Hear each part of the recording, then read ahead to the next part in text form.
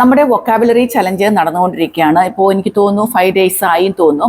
അപ്പോൾ ഇന്ന് നമ്മൾ പറയാൻ പോകുന്നത് 50 ഹൗസ് ഹോൾഡ് വർക്ക്സ് ആണ് പറയാൻ പോകുന്നത്. നമ്മൾ വീട്ടിൽ എപ്പോഴും തന്നെ നമ്മൾ ഉപയോഗിക്കേണ്ടി വരുന്ന കാര്യങ്ങൾ ഇംഗ്ലീഷിൽ എങ്ങനെ പറയാം എന്നാണ് ഇന്ന് നമ്മൾ പഠിക്കാൻ പോകുന്നത്. Sweep the floor. സ്വീപ്പ് എന്ന് പറഞ്ഞാൽ എന്താ? നിലമൊക്കെ അടിച്ചു വാരി തൂക്കുന്നതിനെയാണ് നമ്മൾ നിലം തൂക്കുക. Sweep the floor. Mop the floor. Mop the floor എന്ന് പറഞ്ഞാൽ എന്താ? നിലയൊക്കെ തുടയ്ക്കുന്നതിനെയാണ് നമ്മൾ മോപ്പ് ചെയ്യാന്ന് പറഞ്ഞത്. സ്വീപ്പ് എന്ന് പറഞ്ഞാൽ അടിച്ചു വാരുന്നത്, മോപ്പ് എന്ന് പറഞ്ഞാൽ തുടയ്ക്കുന്നത്. പിന്നെ വാഷ്, കഴുകുക. വാഷ് ദ ക്ലോത്ത്സ്, തുണി കഴുകുന്നതിനെയാണ് നമ്മൾ വാഷ് എന്ന് പറയുന്നത്. ഇനി ഡ്രൈ. ഡ്രൈ എന്ന് പറഞ്ഞാൽ ഉണക്കുക. അപ്പൊ ഡ്രൈ ദ ക്ലോത്ത്സ്, തുണി ഉണക്കുന്നതിനെയാണ് ഡ്രൈ ദ ക്ലോത്ത്സ് എന്ന് പറയുന്നത്. ഇനി അയൺ ദ ക്ലോത്ത്സ്. അയൺ എന്ന് പറയുന്നത് നമ്മൾ തേക്കുന്ന, തുണിയൊക്കെ തേക്കുന്നതാണ് അയൺ ചെയ്യുക എന്ന് പറയും. അപ്പോൾ അയൺ ദ ക്ലോത്ത്സ് ആണ് നമ്മൾ തുണി തേക്കുന്നതിനെ പറയുന്നത്. ഇനി ഫോൾഡ്. ഫോൾഡ് എന്ന് പറയുന്നത് എന്താ? മടക്കുക. ഫോൾഡ് ദ ക്ലോത്ത്സ്, തുണി മടക്കുക എന്നാണ് നമ്മൾ ഫോൾഡ് എന്ന വാക്കുകൊണ്ട് നമ്മൾ അർത്ഥമാക്കുന്നത്. ഇതൊക്കെ നമ്മൾ എപ്പോഴും എന്ന് പറയുന്നത് പോലെ പറയുന്ന വാക്കുകളാണ് അല്ലെ. ഇനി cook the food. Cook the food എന്ന് പറഞ്ഞാൽ ഭക്ഷണം ഉണ്ടാക്കുന്നതിനെയാണ് നമ്മൾ കുക്ക് എന്ന വാക്കും കൊണ്ട് ഉപയോഗിക്കുന്നത്. പിന്നെ മേക്ക് ടീ. മേക്ക് ടീ എന്ന് പറഞ്ഞാൽ ചായ ഉണ്ടാക്കുക എന്നാണ് അർത്ഥം. കുക്ക് ഫുഡ് എന്ന് പറഞ്ഞാൽ ഭക്ഷണം ഉണ്ടാക്കുന്നതിന്, മേക്ക് ടീ എന്ന് പറഞ്ഞാൽ നമ്മൾ ചായ ഉണ്ടാക്കുക. അവിടെ നമുക്ക് പ്രിപ്പയർ ഒക്കെ ഉപയോഗിക്കാം കേട്ടോ. മേക്ക് ടീ ആണ് പറയുന്നത്. ഇതൊക്കെ നമുക്ക് എല്ലാവർക്കും അറിയുന്നതാണ്. പിന്നെ cut the vegetable. Vegetable cut ചെയ്യുന്നതിനെയാണ് നമ്മൾ cut the vegetable. Peel the vegetable, അതിന്റെ തൊലി കളയുന്നതിനെയാണ് നമ്മൾ പീൽ ചെയ്യുക എന്ന് പറയുന്നത്. ഇതൊക്കെ നമുക്ക് എല്ലാവർക്കും ഫെമിലിയർ ആയിട്ടുള്ള വാക്കുകളാണ്. പക്ഷെ എന്താ, നമ്മൾ ഉപയോഗിക്കാത്തത് കൊണ്ട് നമ്മൾ മറന്നു പോകുന്നതാണ് ചെയ്യുന്നത്. ഇനി clean the gas stove. Gas stove നമ്മൾ തൂത്ത് വൃത്തിയാക്കുന്നതിനെ ക്ലീൻ എന്ന് പറയാം, വൃത്തിയാക്കുക എന്നുള്ള അർത്ഥത്തിൽ. അല്ലെങ്കിൽ നമുക്ക് എന്ത് പറയാം, മോപ്പ്, തുടയ്ക്കുക എന്ന് നമ്മൾ നേരത്തെ പഠിച്ചല്ലോ, അങ്ങനെ പറയാം. അപ്പൊ ഏത് വേർബ് വേണമെങ്കിലും ഉപയോഗിക്കാം. ക്ലീൻ എന്ന വാക്ക് വൃത്തിയാക്കുക എന്ന അർത്ഥത്തിലാണ് നമ്മൾ ഉപയോഗിക്കുന്നതെന്ന് ഓർക്കുക. Clean the toilet, clean the fridge, clean the dishes. അപ്പൊ അതെല്ലാം വൃത്തിയാക്കുക എന്ന അർത്ഥത്തിലാണ് നമ്മൾ ക്ലീൻ ഉപയോഗിക്കുന്നത്. Arrange the dining table. Arrange the dining table എന്ന് പറഞ്ഞാൽ നമ്മൾ ഡൈനിങ് ടേബിൾ എല്ലാം അറേഞ്ച് ചെയ്ത് മാറ്റൊക്കെ വെച്ച് ഒക്കെ അറേഞ്ച് ചെയ്യുന്നതിനാണ് നമ്മൾ അറേഞ്ച് ദ ഡൈനിങ് ടേബിൾ. അവിടെ നമുക്ക് ക്ലീൻ ഉപയോഗിക്കാം. ക്ലീൻ ദ ഡൈനിങ് ടേബിൾ എന്ന് പറഞ്ഞാൽ ഡൈനിങ് ടേബിൾ വൃത്തിയാക്കുന്നതിനെയാണ് നമ്മൾ അറേഞ്ച് ചെയ്യുന്നത്. പറഞ്ഞാൽ നമ്മളത് അറേഞ്ച് ചെയ്ത് ഇടുന്നതാണ് അറേഞ്ച് ചെയ്ത ഡൈനിങ് ടേബിൾ എന്ന അർത്ഥത്തിൽ വരുന്നത്.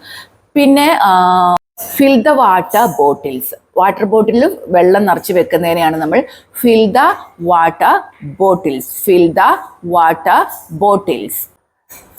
Feed the children. നമ്മൾ കുട്ടികൾക്ക് ചോറൊക്കെ വാരി കൊടുക്കില്ലേ, അതിന് നമ്മൾ പറയുന്നതാണ് ഫീഡ് ദ ചിൽഡ്രൻ. ഫീഡ് ചെയ്യുക എന്ന് പറയും. കുട്ടികൾക്ക് ചോറൊക്കെ വാരി കൊടുക്കുന്നതിന് ഫീഡ് ദ ചിൽഡ്രൻ.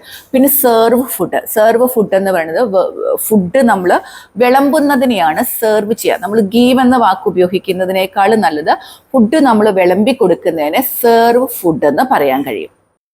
നമ്മൾ നേരത്തെ വാഷൊക്കെ പറഞ്ഞിരുന്നു. അതിനകത്ത് പറയാൻ പറ്റുന്നതാണ് വാഷ് ദ ഫ്രൂട്ട്സ്. ഫ്രൂട്ട്സ് ഒക്കെ wash the vegetables. Vegetable wash ചെയ്യുന്നതിനൊക്കെ നമ്മൾ വാഷാണ് ഉപയോഗിക്കേണ്ടത്. പിന്നെ നമ്മൾ ബെഡ്റൂമിലോട്ട് വരികയാണെങ്കിൽ നമ്മൾ രാവിലെ എഴുന്നേറ്റ് ബെഡൊക്കെ വിരിച്ച് വൃത്തിയാക്കി ഇടുന്നതിനാണ് നമ്മൾ പറയുന്നത് മേക്ക് ദ ബെഡ് എന്ന് പറയും. Make the bed. മേക്ക് ചെയ്യാന്ന് പറയും. ബെഡൊക്കെ വിരിച്ച് ഷീറ്റൊക്കെ മടക്കിയൊക്കെ വെക്കുന്നതിന്, ഫോൾഡ് ചെയ്തൊക്കെ വെക്കുന്നതിന് നമ്മൾ പറയുന്നതാണ് മേക്ക് ദ ബെഡ് എന്ന് പറയും. ഇനി നമ്മൾ പറയുന്നതാണ് ഫോൾഡ് ദ ബെഡ്ഷീറ്റ്. ബെഡ്ഷീറ്റ് ഒക്കെ നമ്മൾ ഫോൾഡ് ചെയ്ത് വെക്കും, മടക്കിയൊക്കെ വെക്കും. ഫോൾഡ് നമ്മൾ നേരത്തെ പഠിച്ചാണ് ആ ഫോൾഡ് എന്നുള്ള വാക്ക്.